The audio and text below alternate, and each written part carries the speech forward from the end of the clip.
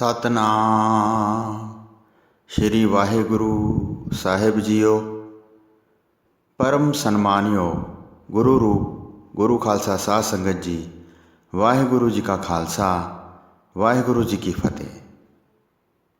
धन सतगुरु सच्चे पातशाह श्री गुरु तेग बहादुर साहिब जी महाराज पंजाब दे कई पिंडां विच गए अते बहुत सिखां दे दुख दूर कीते ਅਤੇ ਕਈਆਂ ਦਾ ਜਨਮ ਮਰਨ ਕੱਟ ਦਿੱਤਾ। ਗੁਰੂ ਜੀ ਚਲਦੇ ਚਲਦੇ ਖਿਆਲੇ ਪਿੰਡ ਵਿੱਚ ਜਾ ਪਹੁੰਚੇ। ਉੱਥੇ ਚਾਹਲ ਗੋਤ ਦੇ ਜੱਟ ਵਸਦੇ ਸਨ। ਉੱਥੇ ਜਾ ਕੇ ਘੋੜੇ ਤੋਂ ਉਤਰ ਪਏ ਅਤੇ ਡੇਰਾ ਲਾ ਲਿਆ। ਸਤਿਗੁਰੂ ਜੀ ਬੜੇ ਕਿਰਪਾ ਨਿਧਾਨ ਹਨ। ਉਸ ਪਿੰਡ ਦੇ ਜੱਟ ਗੁਰੂ ਜੀ ਨੂੰ ਮਿਲਣ ਵਾਸਤੇ ਨਾ ਆਏ। ਰੱਤਾ ਭਰ ਮਨ ਲਾ ਕੇ ਗੁਰੂ ਜੀ ਦੀ ਸੇਵਾ ਨਾ ਕੀਤੀ। ਜਿਨ੍ਹਾਂ ਦੇ ਮਾੜੇ ਭਾਗ ਹਨ ਉਹ ਬਾਅਦ ਵਿੱਚ ਪਛਤਾਉਂਦੇ ਹਨ। ਦਰਸ਼ਨ ਪ੍ਰਾਪਤ ਨਾ ਕਰ ਸਕੇ। ਉਹਨਾਂ ਦੇ ਘਰ ਗੁਰੂ ਜੀ ਆਏ ਸਨ। ਇੱਕ ਬ੍ਰਾਹਮਣ ਮਿਲਿਆ, ਉਸਨੇ ਬਹੁਤ ਸੇਵਾ ਕੀਤੀ। ਉਹ ਸਰੀਰ ਮਨ ਅਤੇ ਬਾਣੀ ਕਰਕੇ ਗੁਰੂ ਜੀ ਨੂੰ ਪ੍ਰੇਮ ਕਰਦਾ ਸੀ। ਹੱਥ ਜੋੜ ਕੇ ਪਾਸੇ ਬੈਠ ਜਾਂਦਾ ਸੀ ਅਤੇ ਗੁਰੂ ਜੀ ਦੇ ਮੁਖ ਤੋਂ ਬਚਨ ਬਿਲਾਸ ਸੁਣਦਾ ਸੀ। ਇੱਕ ਦਿਨ ਗੁਰੂ ਜੀ ਸਹਿ ਸੁਭਾਅ ਪੈਦਲ ਹੀ ਉਸ ਥਾਂ ਵਿਚਰ ਰਹੇ ਸਨ। ਬ੍ਰਾਹਮਣ ਵੀ ਉਸ ਸਮੇਂ ਨਾਲ ਹੀ ਵਿਚਰ ਰਿਹਾ ਸੀ। ਉਸਨੇ ਹਿਰਦੇ ਵਿੱਚ ਬਹੁਤ ਪ੍ਰੇਮ ਧਾਰਨ ਕੀਤਾ ਹੋਇਆ ਸੀ। ਕਈ ਹੋਰ ਲੋਕ ਵੀ ਨਾਲ ਹੀ ਫਿਰ ਰਹੇ ਸਨ। ਫਿਰ ਸਤਿਗੁਰੂ ਜੀ ਨੇ ਬ੍ਰਾਹਮਣ ਨੂੰ ਕਿਹਾ, ਕੁਝ ਸਾਲ ਬਤੀਤ ਹੋਣ ਤੋਂ ਬਾਅਦ ਇਸ ਥਾਂ ਇੱਕ ਵੱਡਾ ਬੋਹੜ ਦਾ ਬ੍ਰਿਛ ਹੋਵੇਗਾ ਅਤੇ ਇਸ ਦੇ ਨੇੜੇ ਇੱਕ ਖੂਹ ਲਵਾਉਣਗੇ ਜਿਸ ਦਾ ਜਲ ਬਹੁਤ ਲੋਕ ਪ੍ਰਾਪਤ ਕਰਨਗੇ। ਇਸ ਤਰ੍ਹਾਂ ਗੁਰੂ ਜੀ ਨੇ ਬਚਨ ਕੀਤੇ। ਉਹ ਬੋਹੜ ਦੇ ਖੂਹ ਹੁਣ ਤੱਕ ਉਸ ਪਿੰਡ ਵਿੱਚ ਲੱਗੇ ਹੋਏ ਹਨ। ਸਾਰੇ ਲੋਕ ਜਾਣਦੇ ਹਨ। ਉਹ ਖੂਹ ਅਤੇ ਬੋਹੜ ਦਾ ਬ੍ਰਿਛ ਅਜੇ ਤੱਕ ਖਿਆਲੇ ਪਿੰਡ ਵਿੱਚ ਹਨ। ਸਾਰੇ ਲੋਕ ਜਾ ਕੇ ਉਹਨਾਂ ਦੇ ਪ੍ਰਤੱਖ ਦਰਸ਼ਨ ਕਰਦੇ ਹਨ। ਇਸ ਪ੍ਰਕਾਰ ਸਤਿਗੁਰੂ ਜੀ ਉੱਥੇ ਰਹੇ। ਬ੍ਰਾਹਮਣ ਉੱਤੇ ਬਹੁਤ ਆਨੰਦ ਪ੍ਰਸੰਨ ਹੋਏ। ਬ੍ਰਾਹਮਣ ਉੱਤੇ ਉਹਨਾਂ ਨੇ ਬਹੁਤ ਖੁਸ਼ੀ ਕੀਤੀ।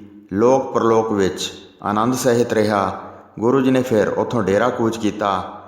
ਦਮਦਮੇ ਨੇੜੇ ਇੱਕ ਵੱਡਾ ਮੌੜ ਪਿੰਡ ਸੀ। ਗੁਰੂ ਜੀ ਉਸ ਪਿੰਡ ਪਹੁੰਚ ਗਏ। ਉਸ ਸ਼ੁਭ ਥਾਂ ਨੂੰ ਵੇਖ ਕੇ ਗੁਰੂ ਜੀ ਉਤਾਰਾ ਕਰਨਾ ਚਾਹੁੰਦੇ ਸਨ। ਇੱਕ ਥਾਂ ਕੰਡਿਆਂ ਦੀ ਵਾੜ ਵਾਲਾ ਇਕਸਾਰ ਵਾੜਾ ਵਲਿਆ ਹੋਇਆ ਸੀ।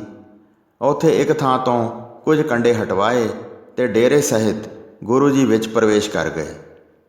ਜਦ ਗੁਰੂ ਜੀ ਵਾਹਨਾਂ ਤੋਂ ਉਤਰਨ ਲੱਗੇ ਤਦ ਪਿੰਡ ਦੇ ਕੁਝ ਲੋਕ ਆਏ ਅਤੇ ਉਹਨਾਂ ਨੇ ਗੁਰੂ ਜੀ ਨੂੰ ਉਤਾਰਾ ਕਰਨ ਤੋਂ ਰੋਕਿਆ ਕਿ ਇਹ ਸ਼ੁਭ ਥਾਂ ਨਹੀਂ ਹੈ। ਇਸ ਵਾੜੇ ਵਿੱਚ ਜਿਹੜਾ ਭਾਰਾ ਜੰਡ ਦਾ ਦਰਖਤ ਹੈ, ਟਹਿਣੀਆਂ ਅਤੇ ਪੱਤਿਆਂ ਸਹਿਤ ਜਿਸ ਦਾ ਬਹੁਤ ਵਿਸਥਾਰ ਹੋਇਆ ਹੈ, ਕਾਫੀ ਸਮੇਂ ਤੋਂ ਇਸ ਵਿੱਚ ਇੱਕ ਪਿਸ਼ਾਚ ਵਸਦਾ ਹੈ। ਉਹ ਪਿੰਡ ਵਿੱਚ ਸਾਰਿਆਂ ਨੂੰ ਭੈ ਦਿੰਦਾ ਹੈ। ਤੁਸੀਂ ਵੀ ਇਸ ਥਾਂ ਉਤਾਰਾ ਨਾ ਕਰੋ। ਉਹ ਪਿਸ਼ਾਚ ਮੌਕਾ ਪਾ ਕੇ ਤੁਹਾਡੇ ਪ੍ਰਾਣਾਂ ਦਾ ਨਾਸ਼ ਕਰ ਦੇਗਾ। ਜਿਸ ਮਨੁੱਖ ਪਾਸੋਂ ਆਪਣੀ ਅਵੱਗਿਆ ਹੋਈ ਵੇਖਦਾ ਹੈ ਉਸ ਦਾ ਉਸੇ ਵੇਲੇ ਨਾਸ਼ ਕਰ ਦਿੰਦਾ ਹੈ। ਅਸੀਂ ਸਾਰੇ ਮਿਲ ਕੇ ਨਿਤ ਪੂਜਦੇ ਰਹਿੰਦੇ ਹਾਂ। ਇਸ ਕਰਕੇ ਤੁਹਾਨੂੰ ਕਹਿੰਦੇ ਹਾਂ, ਕਿਤੇ ਬਾਹਰ ਜਾ ਕੇ ਡੇਰਾ ਲਾਓ। ਰਾਤ ਪੈਣ 'ਤੇ ਸੁੱਖ ਨਾਲ ਵਸੋ। ਤੁਹਾਨੂੰ ਖਬਰ ਦੱਸ ਦਿੱਤੀ ਹੈ, ਐਸਾ ਨਾ ਹੋਵੇ ਕਿ ਪਿੱਛੋਂ ਪਛਤਾਓ। ਇਹ ਸੁਣ ਕੇ ਸਤਿਗੁਰੂ ਜੀ ਨੇ ਉਹਨਾਂ ਨੂੰ ਕਿਹਾ, ਹੁਣ ਤੱਕ ਜਿਹੜਾ ਪਿਸ਼ਾਚ ਇੱਥੇ ਰਿਹਾ ਹੈ ਅੱਗੇ ਨੂੰ ਇੱਥੇ ਨਹੀਂ ਰਹੇਗਾ। ਬਾਹਰ ਨਿਕਲ ਕੇ ਕਿਸੇ ਹੋਰ ਥਾਂ ਵਿਚਰੇਗਾ। ਇਸ ਥਾਂ ਆ ਕੇ ਦੇਵਤੇ ਵਸਣਗੇ, ਜਿਸ ਕਰਕੇ ਤੁਸੀਂ ਸਾਰੇ ਸੁੱਖ ਪਾਓਗੇ। ਤਦ ਸਤਿਗੁਰੂ ਜੀ ਨੇ ਉੱਥੇ ਡੇਰਾ ਜਮਾਇਆ। ਜਦ ਰਾਤ ਪਈ ਤਾਂ ਉਹ ਦੈਂਤ ਆਇਆ। ਹੱਥ ਜੋੜ ਕੇ ਉਸਨੇ ਬੇਨਤੀ ਕੀਤੀ, ਤੁਸੀਂ ਸਾਰੇ ਗੁਣਾਂ ਦੀ ਖਾਨ, ਹਰ ਤਰ੍ਹਾਂ ਸਮਰੱਥ ਹੋ। ਪਹਿਲਾਂ ਅਸੀਂ ਸਾਰੇ ਇਕੱਠੇ ਹੋ ਕੇ ਸ਼੍ਰੀ ਗੋਇੰਦਵਾਲ ਸਾਹਿਬ ਵਿੱਚ ਵਸਦੇ ਸੀ।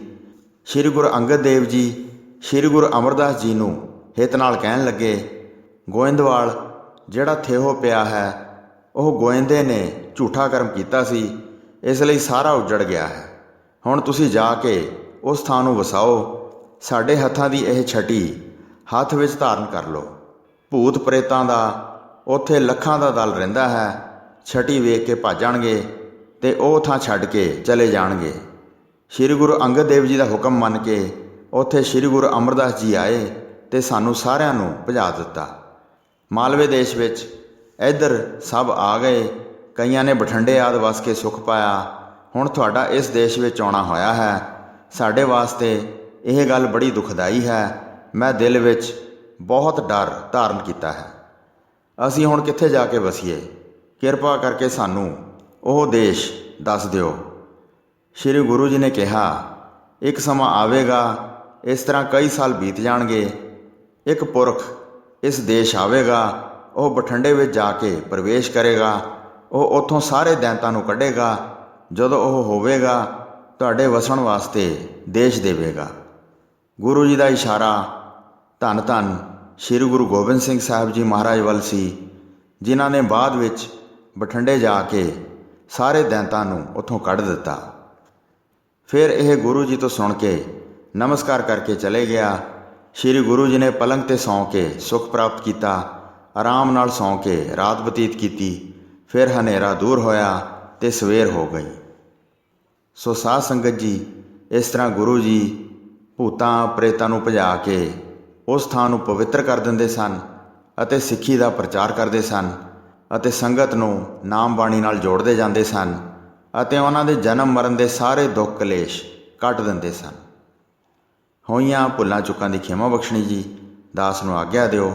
ਵਾਹਿਗੁਰੂ ਜੀ ਕਾ ਖਾਲਸਾ, ਵਾਹਿਗੁਰੂ ਜੀ ਕੀ ਫਤਿਹ।